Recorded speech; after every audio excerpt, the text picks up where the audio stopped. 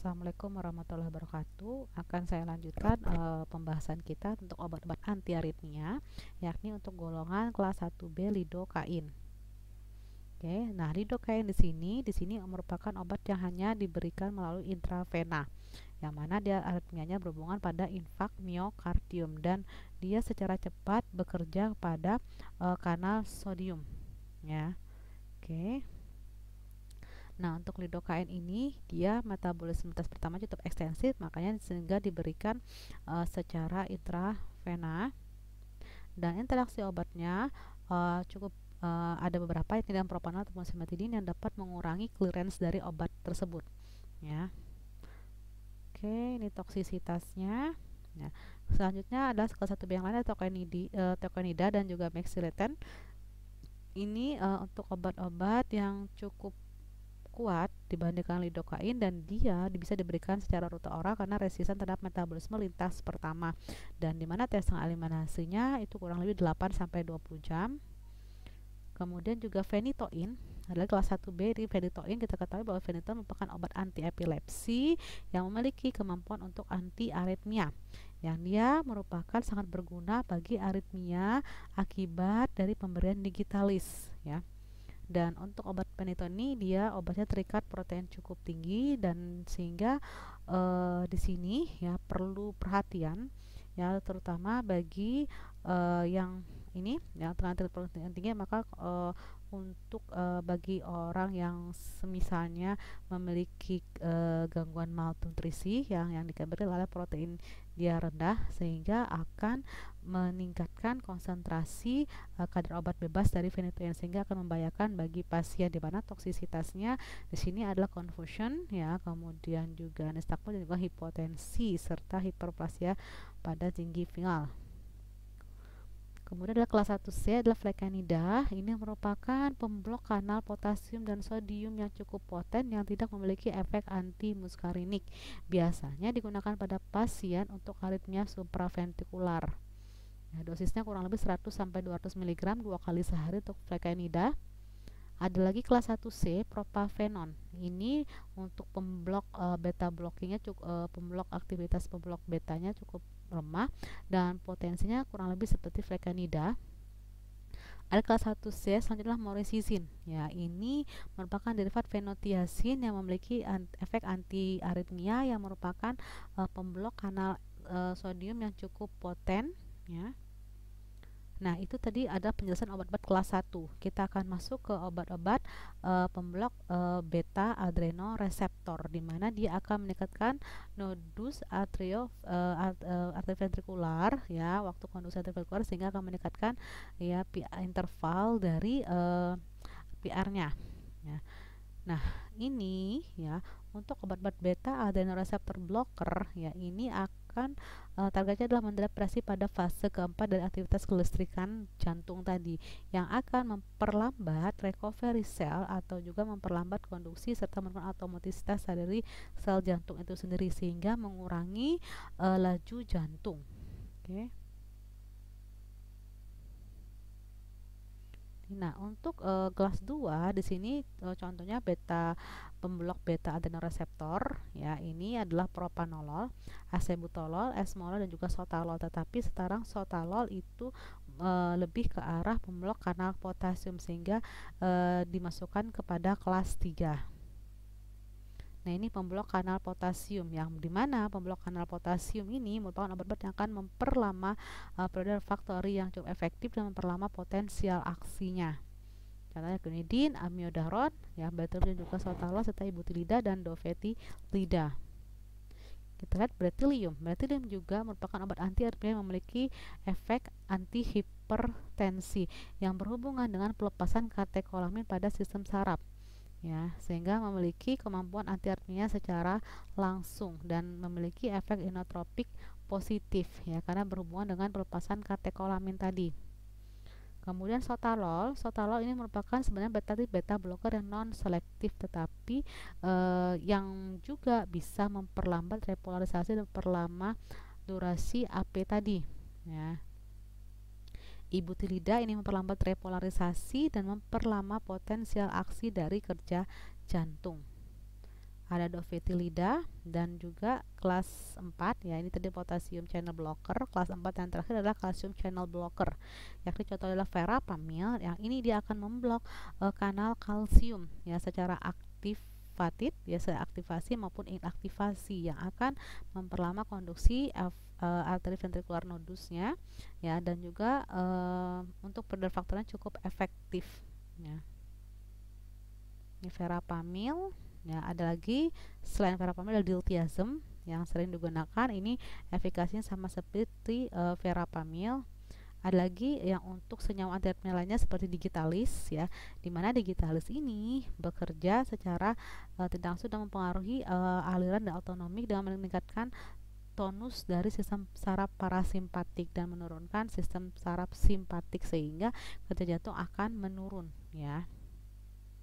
Adenosin itu merupakan suatu nukleosida yang bekerja secara alami di dalam tubuh. Tes tengahnya kurang lebih 10 detik, di mana adenosin ini dia akan meningkatkan konduktansi dari potasium dan juga akan menghambat siklik AMP ya, artinya menghambat influx kalsium ya yang diisi dengan siklik AMP. Artinya apa? Dengan adanya adenosin ini, maka tadi siklik AMP ya, tadi kita tahu siklik AMP tadi bisa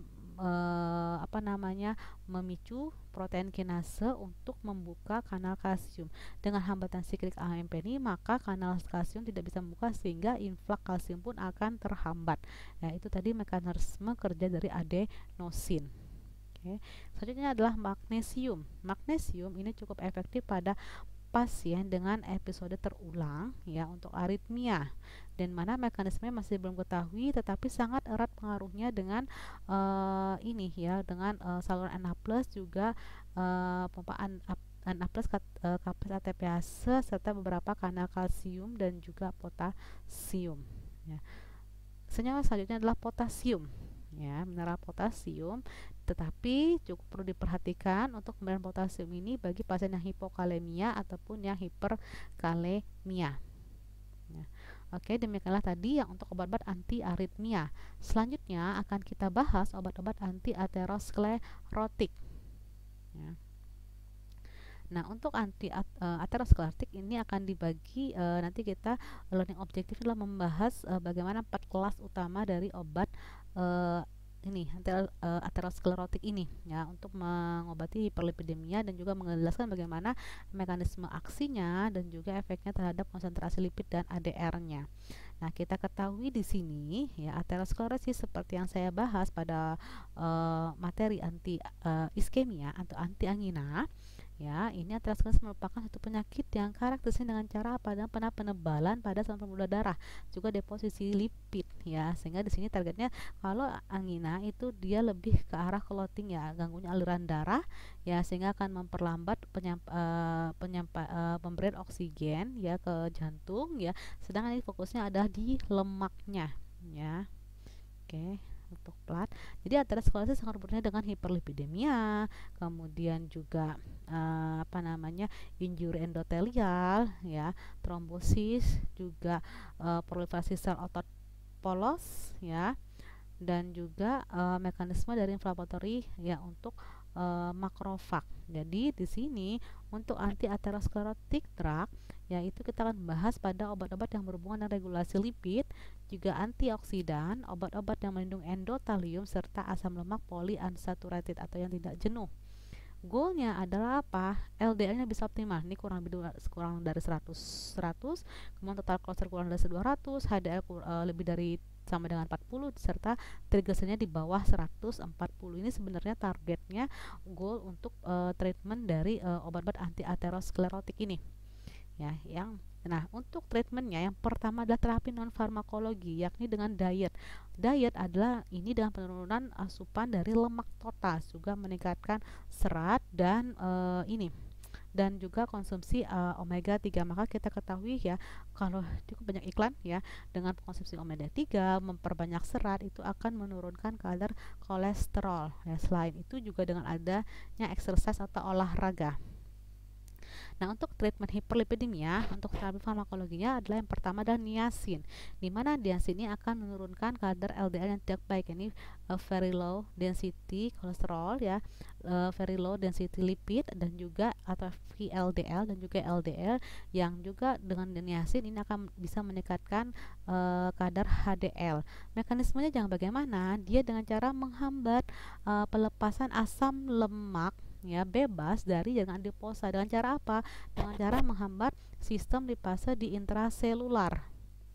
Ya, jadi indikasinya dia bisa menurunkan kadar trigliserida, juga bisa elevasinya campuran antara LDL dan VLDL ya. Juga di sini dia juga bisa untuk menurunkan trigliserida tadi. Efeknya adalah flushing, yakni flushing di mana dia vasodilatasi pada jaringan kulit ya, dan perasaan yang sensasi yang cukup panas yang tidak enak pada kulit ya, dan biasanya terjadi pada dosis yang tinggi. Makanya pengatasannya dengan cara pemberian aspirin 30 menit sebelum konsumsi niacin, atau bisa dengan pemberian ibuprofen. Selain itu juga karena adanya peririsan mediator inflamasi juga bisa menimbulkan pruritus ya, pruritus atau kulit kering ya. Oke, selanjutnya untuk obat-obat yang lainnya adalah senyawa antilipemik ya. Ini contohnya adalah Fibrat. Fibrat ini sedikit atau tidak berefek pada LDL, tetapi dia lebih menurunkan pada trigliserida dan dia lebih pada peningkatan HDL-nya. Mekanisme kerjanya bagaimana? Ya, mekanisme kerjanya pada untuk PPAR alfa pada nuklear reseptor atau reseptor inti. Oke, kalian sudah bahas ya kemarin yang waktu dengan Pak Khairul ya, saya sudah masih ingat, yakni dengan cara dia menghambat pada reseptor peroxisome proliferator activated reseptor alpha, sama seperti obat diabetes ya. Obat diabetes yang golongan thiazolidinedion, dia target obatnya adalah di PPAR gamma ya, sehingga makanya kenapa obat-obat diabetes yang golongan thiazolidinedion yang bekerja pada PPAR gamma itu juga bisa digunakan untuk bagi pasien diabetes yang memiliki peningkatan kolesterol, karena obat tersebut tidak bekerja selektif hanya di PPAR GABA, tetapi juga PPAR alpha, tidak hanya di PPAR gamma tetapi juga bisa di PPAR alfa, sehingga efeknya pun juga bisa untuk menurunkan kolesterol si pasien diabetes. Nah, ini dia meningkatkan aktivitas lipoprotein lipase ya.